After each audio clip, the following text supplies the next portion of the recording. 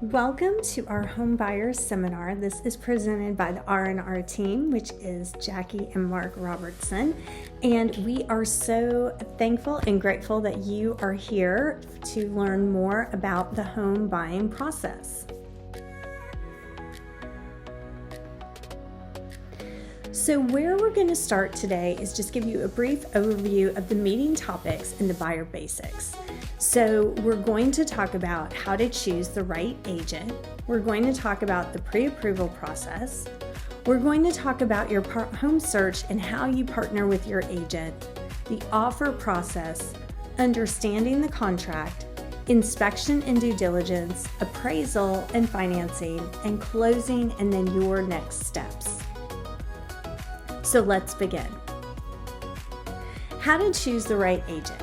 When you're looking for the agent to represent you, you're looking for someone who is buyer focused and experienced. Ask about their buyer experience. Prioritize the local market and the knowledge of the local market, and specifically the area that you are looking to purchase in.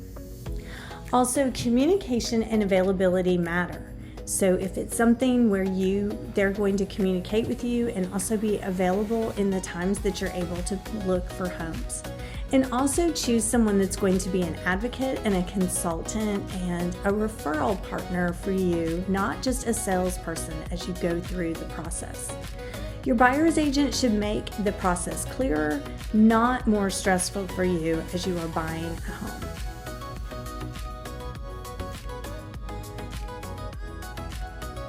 So let's talk about the pre-approval process, because that is one of the things that any agent or realtor that you work with is going to ask you to specifically to do almost right off the bat during the buyer consultation. So you need to contact a lender, and this is where the agent that you're working with can be a great referral partner for you and give you lenders that they've worked with, that they've had success with in the past. So there's two different things here. You can be getting a pre-qualification or a full pre-approval. And if you're just asking the lender to do a pre-qualification, it is just going to be based on self-reported information. There's no credit check or it's just a soft pull only. You're also going to give a quick informal estimate. It gives you a rough price range, and it's not as strong when making an offer, especially when we're in a situation where it's very competitive like we've been in the past about 4 to 5 years ago. A pre-approval helps to give you a leg up when you are competing with other buyers. So that actually being pre-approved is based on verified financial documents, credit is reviewed, detailed lender review. It confirms your true buying power, and it's a stronger and more competitive when you're making an offer. And again, the lender that you're working with can help walk you through both of these steps. Then your home search and partnering with your agent or your realtor, this is where that's going to become important. You will be actually doing a buyer consultation with the agent, and they are going to be walking you through not only the pre-approval and the pre-qualification process we just talked about with a lender, but they're also going to be talking about what your needs are and what you are looking for in terms of a house. Do you need a 3-bedroom? Do you need a 4-bedroom? Is the primary suite on the main mandatory, or is a primary suite upstairs work for your situation? So during the buyer consultation, your realtor is going to take you through all of those things and gather all of this information so that they can create the strongest home search for you, and also to be looking out for homes as they come on the market. Lastly, during this buyer consultation, you are also going to talk about how the buyer's agent is compensated and how their fees are paid. So that it's important that you already have your buyer consultation done and your buyer broker agreement signed to work with your specific agent before you ever look at the first house with them.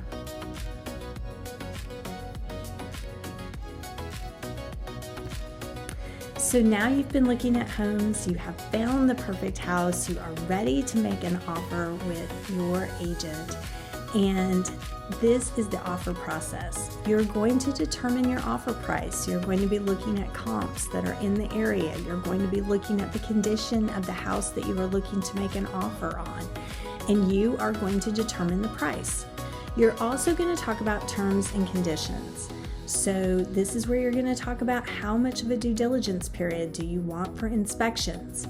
This is also where you're going to talk about your closing date. You're going to talk about whether you're asking for closing cost. Are you asking for a clear termite letter? Does the septic need to be pumped? What is your appraisal contingency as well? And so all of these things are going to be figured out in your offer. Then your realtor is going to submit the offer to the listing agent, and then that's where the negotiation process between the agents and the clients happen. And lastly, your offer hopefully is accepted and you can move on to the next stage in the process.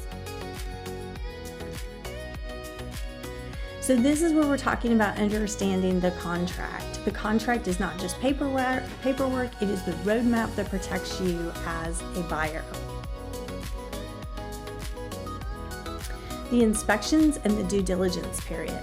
So once you are under contract and the contract is binding, which binding means that both parties have agreed and both parties have signed off on the contract, then that is when your due diligence period will start. This is also when you will do your home inspection. And if there are any items that you want to negotiate from your home inspection, that is the time period when we would do that. Whether it means that you're asking for repair items or you're asking for more and additional closing cost, during this inspection and due diligence period is where that happens. The inspection is going to cover all of the mechanical items in the home. It's also going to cover any foundation items or structural items within the house as well. And you and your realtor will receive a copy of the home inspection to review. One more thing about the home inspection. Again, as you are using your realtor and your agent to help you be a referral partner and to assist you throughout the process, they also should recommend at least 2 to 3 home inspectors that they've successfully worked with in the past, so that you have an opportunity to talk to them and select them before you do your home inspection. Also during this time period is a good time to have the roof checked as well, just to make sure the age of the roof and to make sure there's not any issues that you may need to request potentially from the seller. During this due diligence period, it's also unique in the state of Georgia because due diligence always favors the buyer. It is the fact that the buyer has the option, even in day 9 of a 10-day due diligence, to basically walk away if they didn't want to purchase the house, and they don't necessarily have to give a reason to the seller. That's why I always tell my buyers due diligence definitely favors the buyer, in the state of Georgia. Inspections protect you. They are about making informed decisions and not finding a perfect home. 2 other points I'll bring up during this inspection period. 1, if you've asked for a clear termite letter, that does need to be provided 30 days before closing. Secondly, you may want to go ahead at this point and get your estimate during due diligence for your home insurance, just to make sure that it will fit within your time frame and fit within the budget and the cost of the house that you're purchasing. Next, we have appraisal and financing. Your home will be appraised if you're doing any kind of financing. An independent appraisal confirms the home's value for the lender. Also, the appraisal matters because the lender will not loan more than the appraised value on the house. If your house happens to appraise for more than what your sales price is, that's great. If it appraises at value, that's wonderful too. If it comes in lower than the sales price or the contract price of the house, then that's another point of negotiation with the sellers and their agent. The lender is also verifying your income, your assets, your credit, and your documentation during this part of the loan process. We just talked about the possible appraisal outcomes. Your agent and your lender work together to meet your deadlines and keep you on track so you're closing on time. Closing day and next steps. So you have a final walkthrough prior to closing, and that's also where you confirm that the home's condition is the same as the day that you wrote the contract and the agreed upon repairs have been done prior to closing. You're also going to review and sign your loan documents and closing paperwork at a closing attorney, which is what we use in the state of Georgia. The closing attorney is also going to tell you which closing funds that you need to wire and transfer for your down payment. And the only person that should provide that wiring instruction to you should be coming from the closing attorney. You also will receive the key and all of the copies of your paperwork and everything that you've signed, and then your house is officially yours. Your agent coordinates, attends, and ensures that everything goes smoothly for your closing. So thank you so much for being a part of this buyer seminar, and I would love the opportunity to sit down with you personally and do a buyer consultation.